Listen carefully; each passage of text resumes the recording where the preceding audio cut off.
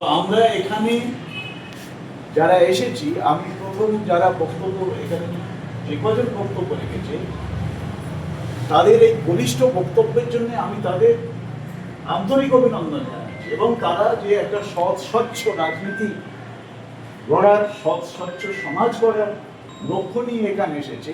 রাজনীতিটা কোনো ধান্দার জায়গা, ধান্দা করবো না, এই যে মনোভাব নিয়ে তারা এখানে এসেছে, হ্যাঁ, আমি তার জন্যে তাদেরকে আমার অন্তরের অন্তঃস্থল থেকে অভিনন্দন জানাচ্ছি। এবং আমরা এখানে যে কজন আছি, আমরা যদি ফুল এফোর্ট দিয়ে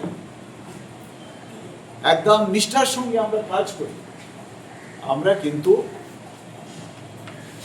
একটা ভালো জায়গায় যাবই যাব। হ্যাঁ, কেননা এই আজকের দিনে রাজনীতিতে সৎ মানুষের প্রচন্ড অভাব পড়েছে। দুর্নীতিগ্রস্ত নেতা দেখতে দেখতে মানুষ একেবারে ইলেকশন সম্পর্কে হতাশ হয়ে গেছে। তারা ইলেকশনে ধারে কাছে যেতে চায় না, গেলেও নোটায় মারছে। একজন ক্যান্ডিডেট চেয়ে নোটাতে ভোট পড়ছে অনেক বেশি। তার মানে কি, মানুষ বীতশ্রদ্ধ হয়ে গেছে নেতাদের প্রতি। তো সেই জায়গায় দাঁড়িয়ে আমরা যদি কিছু স্বচ্ছ মানুষকে নিয়ে, আমি সত্যিই খুব হতাশ ছিলাম যে সারাটা জীবন আমি এই মানে হাফ প্যান্ট পরা অবস্থা থেকে আমি প্রত্যক্ষ রাজনীতি করে এসেছি। করে এসে শেষ পর্যন্ত এই ডিপ্রাইভ আমার খুব মনে লেগেছে, আত্মসম্মানে লেগেছে। এবং মানুষের আত্মসম্মানটা হচ্ছে সবচেয়ে বড় জিনিস। যার কোনো আত্মসম্মান নেই তাকে মানুষ হিসাবে গণ্য করা যায় না। হ্যাঁ, তো আমরা এখানে যে কজন আছি, আমরা যদি নিষ্ঠার সঙ্গে আমরা নিজেদের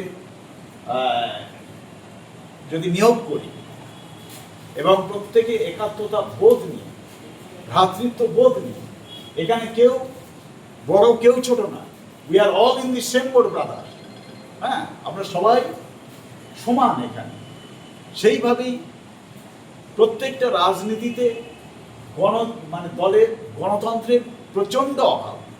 পরিবারতন্ত্র এসে গেছে, স্বজনতন্ত্র এসে গেছে। আমি বয়স হয়ে গেছে, আমার ছেলে মেয়ে তারা সমস্ত টিকিট পাচ্ছে। আর যারা লড়াই করছে তারা কি, তারা শুধু ক্ষুদিরাম হবে আর আমার ছেলে মিনিস্টার হবে। হ্যাঁ, এই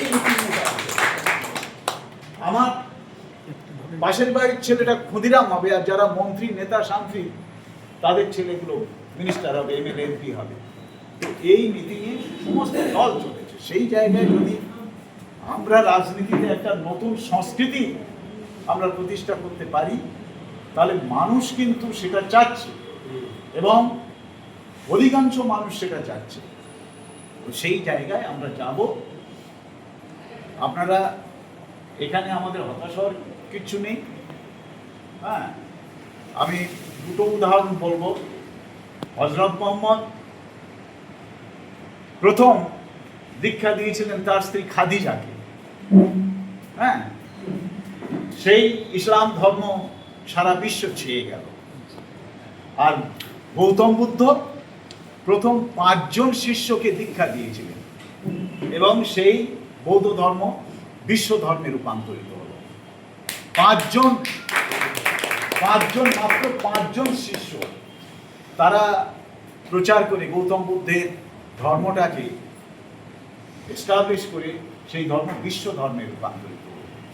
আর আমরা ওয়েস্ট বেঙ্গল ভারতবর্ষের একটা প্রদেশ, এই বৃহৎ উপমহাদেশের একটা প্রদেশ। এখানে যদি আমরা 500 জন মানুষ, সৎ স্বচ্ছ মানুষ নিয়ে ময়দানে নামি এবং তাদের যদি ডেডিকেশন থাকে, তাহলে আমরা প্রতিষ্ঠিত হবই হব। কেউ রুখতে পারবে না। আমরা কিন্তু কে আমাদের সাহায্য করবে না করবে তার উপরে আমাদের কিচ্ছু যায় আসে না। হায়দ্রাবাদ থেকে ওনারা এসছেন, পারলে সাহায্য করবেন, না পারলে করবেন না। আমরা যে ময়দানে নেমেছি, আমরা পিছাবো না। মেদিনীপুরে একটা জায়গার নাম আছে জানেন তো, পিছাবনি। মেদিনীপুরে একটা জায়গার নাম আছে পিছাবনি।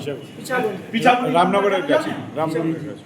42-এ যে ভারত ছাড়ো আন্দোলন হয়েছিল, সেই আন্দোলনে একদিকে ইংরেজ পুলিশ মিলিটারি বাহিনী গুলি করতে করতে আসছে, আর মানুষ এগিয়ে চলেছে।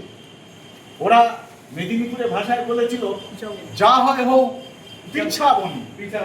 হ্যাঁ, যা হয় হোক, মরি মরবো, পিছাবনি, পিছিয়ে যাব না। সেই থেকে এবং ওরা সেই বিশাল মিলিটারি বাহিনীকে পরাস্ত করেছে।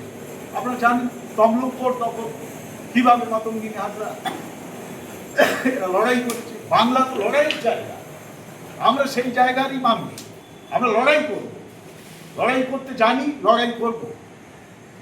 সুতরাং আমরাও পিছাবনি।